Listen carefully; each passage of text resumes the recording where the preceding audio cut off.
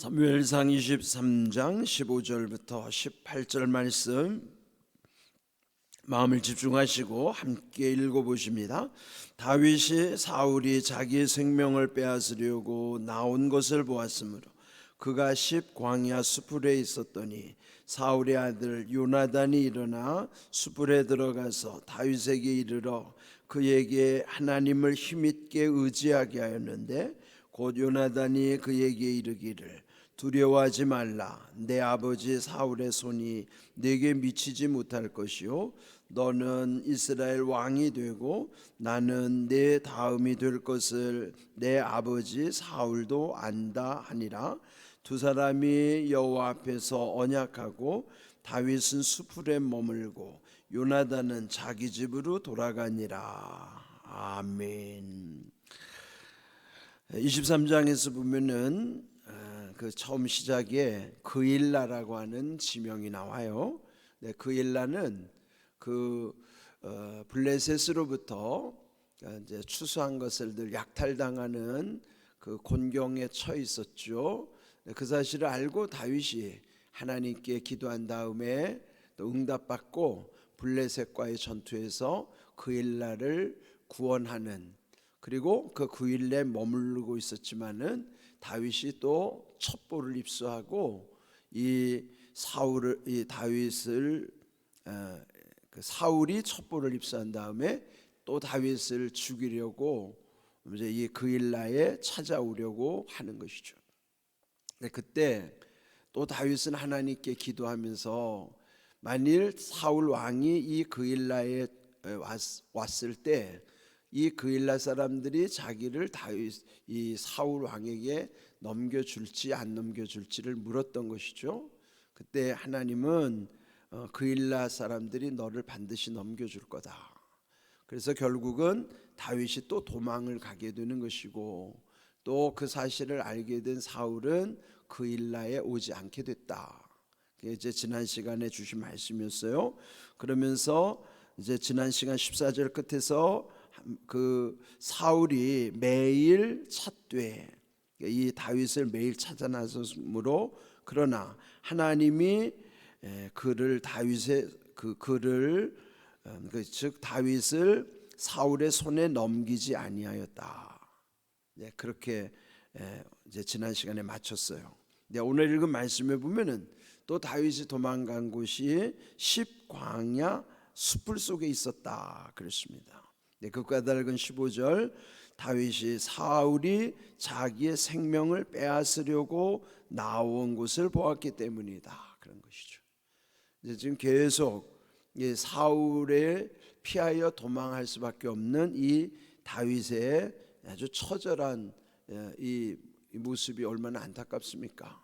그래도 하나님이 함께 하시기 때문에 다윗을 하나님이 지켜주시기 때문에 그 위기 속에서도 다윗이 안전한 것입니다.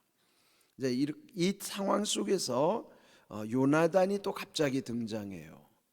다윗과 요나단은 아주 절친 사이잖아요. 이미 앞에서도 보았듯이 이 요나단이라고 하는 인물은 사실 인간적 관계로 보면은 다윗과 요나단은 결코 가까울 수 없는 사이예요. 요나단은 자기를 죽이려고 하는 사울 왕의 아들이기 때문이에요. 그러니까 그 아버지 사울 왕은 다윗을 죽이려 하고, 그 사울 왕의 아들인 요나단은 이 다윗을 자기 생명보다도 목숨보다도 귀히 여기는 친구란 말이에요. 그러니까 이 삼각관계가 얼마나 여러분 아주 묘연합니까? 예? 사실 혈연으로 따지면은 부자지간이 가장 친한 사이 아니에요? 아버지와 아들은 가장 친한 관계인데 이 요나단은 아버지의 뜻을 따를 수가 없는 거예요. 그리고 어떻게 하든지 다윗을 지켜주려고, 물론 처음에는 아버지와 친구인 요나단 사이를 화해시키려고 부단히 노력했죠.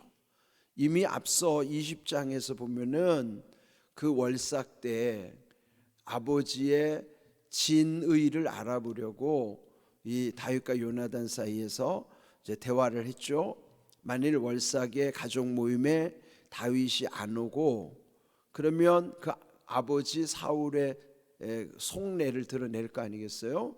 그럼 만약에 그 아버지가 화를 낸다 그러면은 그 다윗을 죽일 뜻이 있기 때문에, 그러면서 이제 이 월삭 동안에는 다윗은 피해 있는 거예요. 그리고 진의를 확인한 순간에 만약에 아버지가 너를 죽일 뜻이 없다고 하면 내가 화살을 가까운 데 또 쏠 것이고, 만약에 아버지가 너를 죽일 뜻이 분명하다고 판단이 되면은 화살을 멀리 쏠 거다. 그러면 그때 네가 판단하고 가까이 화살을 쏘면 돌아오고 멀리 화살을 쏘면 아버지가 너를 죽일 것이 확인됐기 때문에 이제는 달아나라. 그러니까 돌아오든지 달아나든지, 그거 이제 20장에서 그 약조를 하고 아버지 뜻이 그 다윗을 죽이는 것이 확고할 때 이제 그 화살을 신호로 해서 결국은 다윗은 달아날 수밖에 없는 거예요. 근데 그때 20장에 보면 그들 두 사람 사이에는 언약을 맺었다고 그랬어요. 그러면서 앞으로 이 다윗이 그 이스라엘의 왕이 될 것을 요나단은 알기 때문에 그것을 받아들이고, 그때 너는 왕이 됐을 때 나와 우리 집안을 지켜다오. 이제 그 약속을 맺은 것이죠. 그리고 이제 헤어졌었는데 이제 갑자기 오늘 본문에 또 요나단이 등장하는 거예요. 그러면서 16절, 사울의 아들 요나단이 일어나 수풀에 들어가서 다윗에게 이르러 그에게 하나님을 힘입게 의지하게 하였다 그랬어요. 그러면 물론 요나단이 이 다윗이 지금 이 십광야 수풀 속에 숨어 있다고 하는 것을 어떻게 들었겠죠. 그래서 찾아가서 이 다윗에게 하나님을 힘있게 의지하라고, 힘있게 의지하라고 했다는 것이죠. 왜 그랬을까요? 지금 이 다윗은 도망 다니느라고 얼마나 지쳐 있겠습니까? 물론 이 다윗은 죽음을 모면하기 위해서 도망 다니는 겁니다. 근데 우리 일상에서 보면요, 물론 아주 힘든 일로 인하여 지칠 수도 있지만은 우리 인생이 연약하기 때문에 사소한 일이라도 지치는 일이 반복되면요, 그게 진짜 쉽게 무너진단 말이에요. 우리가 힘들기 때문에도 무너지기도 하지만 때로는 사소한 것이 반복되면은 지치기 때문에 무너지는 거예요. 그러니까 우리 마음에 하나님이 주시는 평안이 없으면요, 인생은 곤고해질 수밖에 없어요. 우리 인생이 대단하지 않아요. 하나님의 주시는 평안이 있으면 힘든 일도 이길 수 있고 그런 작은 일도 지치지 않게 되는데, 그 평안을 놓치거나 잃어버리면은 결국 사소한 것에도 지칠 수밖에 없고 그래서 무너지게 되는 거예요. 지금 이 다윗은요, 죽음을 피해 다니는 것이 얼마나 고통스럽겠어요. 사람이 너무너무 지치면 막 죽고 싶은 거예요. 그러니까 이 다윗도 뭐 죽음 직전 앞에 놓여 있는 것이죠. 이럴 때 쓰는 말이 인생은요 한 끗 차이란 말이에요. 그러나 이런 위기 속에서 갑자기 요나단이 나타난 거죠. 근데 이제 성경의 배우를 보면은 하나님의 섭리를 우리가 늘 전제하는 거예요. 그게 뭐냐면 요나단이 왜 갑자기 나타났을까? 하나님이 보내주시겠죠. 하나님이 주시는 마음 가운데 이 요나단이 다윗을 만나게 하고, 그런 다음에 지쳐있는 다윗에게 하나님을 힘있게 의지하도록 한 거예요.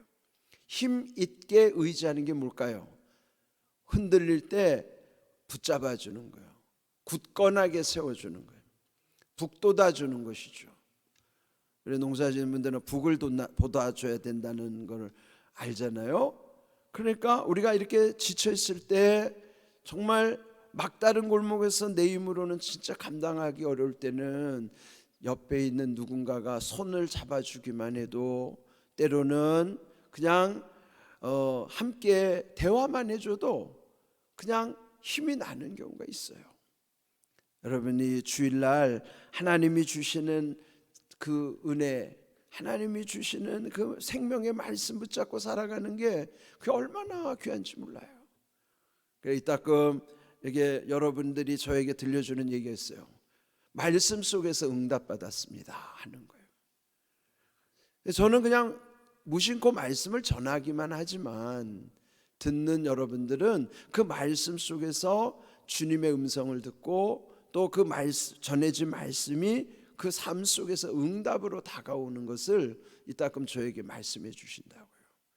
그러니까 여러분, 우리가 주변에서 누군가의 위로도 필요하지만은 정말 중요한 것은 하나님의 말씀 가운데 우리의 영이 살아나야 되는 겁니다. 여기에 오늘 이 요나단으로 하여금 하나님을 힘있게 의지하라 하는 것처럼, 이 힘있게 의지하라는 구체적인 표현이 17절, 곧 요나단이 다윗에게 말하기를 두려워하지 말라. 이 음성은 주님의 음성으로 들려지는 거예요. 두려워하지 말라, 내가 너와 함께함이라, 놀라지 말라, 나는 내 하나님이 됨이라. 이사야 41장 10절의 말씀처럼 두려워하지 말라. 그러나 주님의 음성으로 우리에게 들려질 때에 우리의 현실은 불안하고 무섭고 두려워할 수밖에 없는 현실이지만은 하나님 우리에게 두려워하지 말라 그런 것이죠. 그러면서 내 아버지 사울의 손이 내게 미치지 못할 것이요, 그 아버지 사울이 다윗을 죽이려고 그렇게 하지만은 결코 그 아버지 사울의 손이 너에게 미치지 못할 것이라. 또 너는 이스라엘의 왕이 될 것이고 나는 네 다음이 될 것을, 다음이 된다는 거예요. 2인자라는 거예요. 원래 혈통으로 보면은 사울 다음에 왕이 될 사람은 요나단이에요. 그러면 만일 요나단이 자기가 왕이 될 욕심이 있다면, 또 욕심이 아니죠. 순리대로 하면 자기가 왕이 돼야 되는 게 맞아요. 그런데 이 요나단은 하나님이 다윗을 왕으로 세웠다는 것을 알기 때문에 그걸 인정하는 거예요. 네가 왕이 될 거다. 그리고 나는 왕이 아니라 너 다음으로서의 2인자다 말이에요. 2인자가 뭐예요? 돕는 자라고요. 1인자가 되려고 그건 욕심이고, 그 1인자라고 하는 건 하나님이 세우셔야 되는 것이고, 우리는 그 밑에서 돕는 자로서의 우리 역할을 깨닫는 게 참 중요하죠. 그래서 여기 지금 요나단은 너는 이스라엘 왕이 될 것이고 나는 내 다음이 될 것이다. 2인자로서 너의 도움이 될 것이다. 그 사실을 내 아버지 사울도 안다. 그래요. 아버지 사울이 안다는 사실을 이 요나단이 다윗에게 알려주는 거예요. 그러면 이런 친구가 얼마나 귀합니까? 다윗이 볼 때는 이게 상식선에서 보면 이해할 수 없는 것이죠. 상식으로 보면은 요나단이 왕이 되는 게 맞아요. 상식이 뭐예요? 우리가 일상에서 누구든지 받아들일 수 있는 것이 상식이란 말이에요. 그거는 순리이기도 하고 경험으로도 누구나 받아들일 수밖에 없는 거예요. 그러면 아버지가 왕이면 아들이 왕 되는 게 그게 자연스러운 거 아니에요? 그게 순리라고요. 그 상식이라고요. 그런데 하나님이 다윗을 왕으로 세우셨기 때문에 이것은 거스를 수밖에 없지만 하나님의 뜻이니까 받아들이는 거예요. 그러니까 요나단이 자기가 왕이 되고 싶은 욕심이 왜 없겠습니까? 인간인데. 상식선에서 우리가 생각하면 그 자리를 내어주고 싶겠어요? 근데 요나단은 마음을 비우는 것이고, 그리고 너는 이스라엘의 왕이 되고 나는 내 다음이 될 것을 내 아버지 사울도 안다. 정말 이렇게까지 친구 관계라는 게 있을 수 있겠습니까? 그러면서 18절, 두 사람 즉 이 요나단과 다윗은 여호와 앞에서 언약했다. 언약은 이미 20장에서 그들이 그 화살을 신호로 했을 때 거기서 이미 언약을 맺었어요. 그러면 여기 두 번째 다시 언약했다는 거는 그 언약을 다시 확인하는 것, 그걸 뭐라 그래요? 갱신한다고 하는 거예요.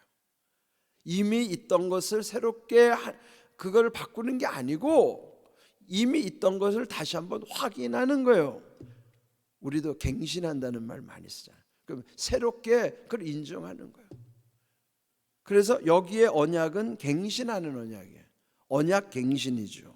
그렇게 언약을 갱신한 다음에 다윗은 숯불에 머물러 있었고 요나단은 자기 집으로 돌아갔다. 이게 이제 최후의 만남입니다.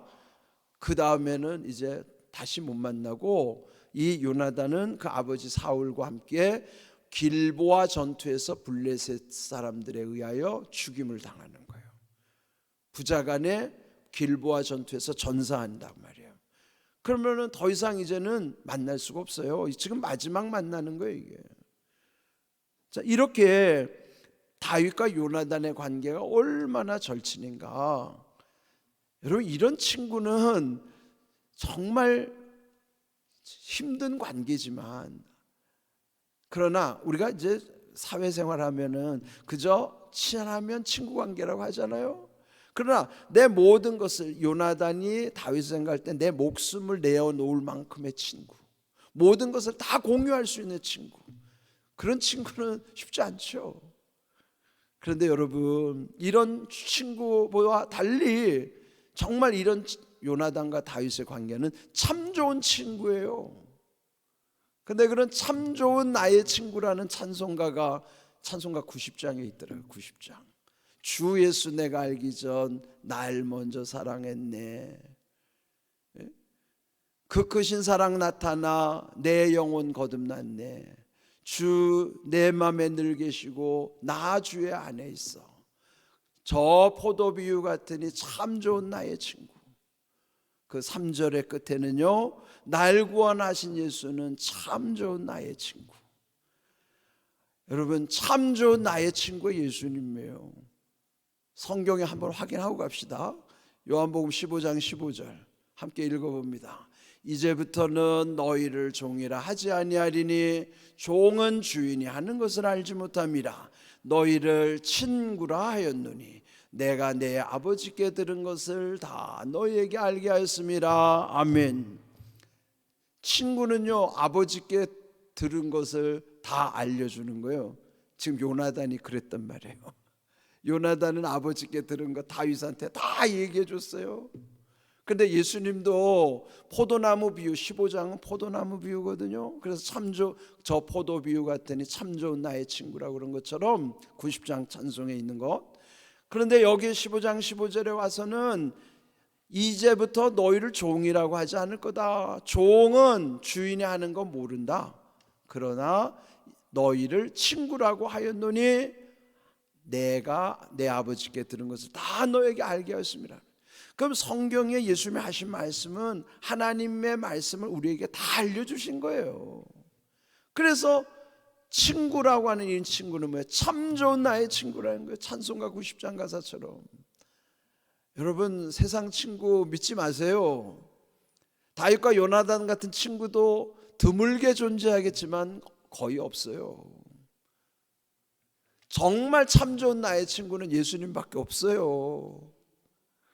그 참 좋은 나의 친구를 여러분 왜 여러분 마음에 두지 못합니까?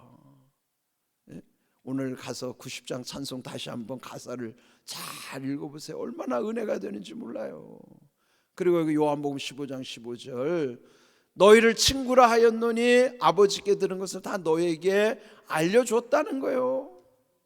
하나님의 모든 것을 우리에게 알려주신 예수님은 나의 참 좋은 친구란 말이야. 참 좋은 나의 친구. 친구를 함부로 하는 관계는 친구가 아니에요. 모든 것을 목숨까지 줄 수 있는 게 친구란 말이에요. 참 좋은 나의 친구 세상에 없어요. 참 좋은 나의 친구 오직 한 분 예수 그리스도밖에 없는 줄로 믿습니다.